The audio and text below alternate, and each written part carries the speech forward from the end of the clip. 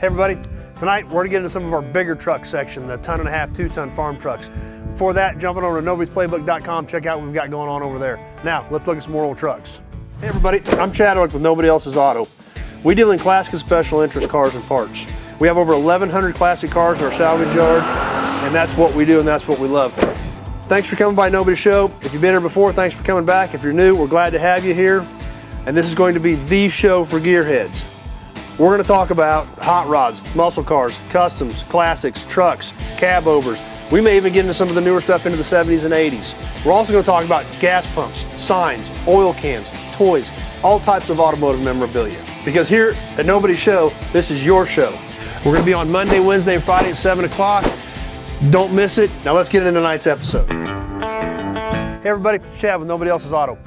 One of the questions I get asked quite a bit is a lot of these old trucks, why are they cut in half? Why do you just have the cab in the front clip and the frames have been chopped behind the cab?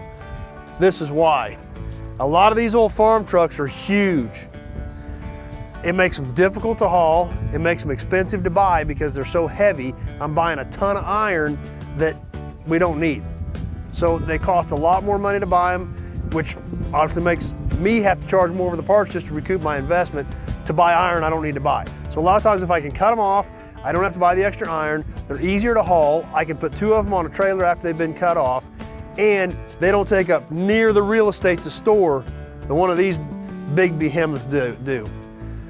Because of that, because of the space these things take, I've got a section in the yard that basically I just have all these bigger trucks in, and it's kind of a menagerie of all makes. It's just difficult to take the pickups and the cutoff trucks and put them in the same section as these, because these just really screw up the parameters of the whole section as I'm lining them out. So we've got this little section off to the side where we put these bigger trucks that still have grain boxes and things like that on them. So we'll walk down the first row and talk about a few of these here. We've got an old Studebaker, about a 49 or 50, really solid old truck. And what a lot of people don't realize is depending on the year and the manufacturer, a lot of the parts off of these bigger 1.5 ton trucks do fit pickups.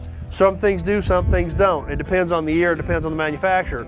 But a lot of times, a lot of the parts on these trucks can be used on pickups to restore those. So we definitely want to save these things. So the Studebaker here is a pretty good old truck. We'll move on down the line. This one here was a real popular truck for parts, 36 International. Obviously we're about down to just the bare cab on this one. This was also a 1.5 ton, but when it came in, it had a front clip and everything on it. But these old mid-30s Internationals are really tough to find, so this one, a lot of people were really happy when we got this in. We were able to help out a lot of people with parts they needed to build one of these trucks. So, coming on around the old 36 International, we've got a 51 L150. There again, a pretty good old truck, but it was big. It's got the big bed on it, old school district truck. And looks like before that, it was an Air Force truck. So, some great lettering on the doors on this truck. Really good look to the patina on this one. So, got to bring them in. We got to have a place to put these big things.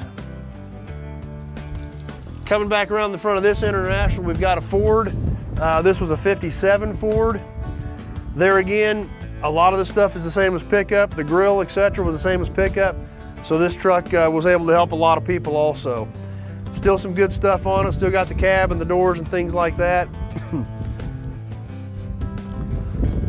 So definitely want to keep them around. There's always going to be something somebody's going to need off one of these. This cab and everything's all the same basically from 57 to 60. So pretty broad spectrum of people that could be needing some stuff off of this cab.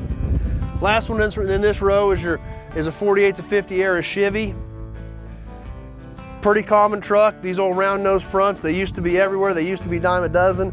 They're getting harder to find all the time.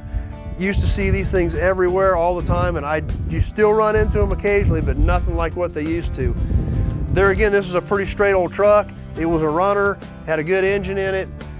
Did need somebody that needed the rear end out of it. We shipped this whole rear end to a guy down south that the rear end went out of his farm truck that he was using, I believe it was in an orchard. So, but when we get back and you look at the size of this grain bed on these trucks, and it just takes up a ton of real estate. So that forces us to put them into a kind of their own separate little group. But like I said, there's things that these will work on pickups. Some people actually have some of these trucks they're still using. That's where that rear end went. It went to a truck still being used. So we definitely want to keep them around. We don't want to throw them away. So that's kind of in a nutshell why a lot of these trucks you see I've got out here have been cut off behind the cabs and why we have to store these the way they are. We've got some more really cool trucks that in this big truck section that we'll get to in a future episode. But for now, that'll wrap us up tonight, and thanks for watching. Glad you were here.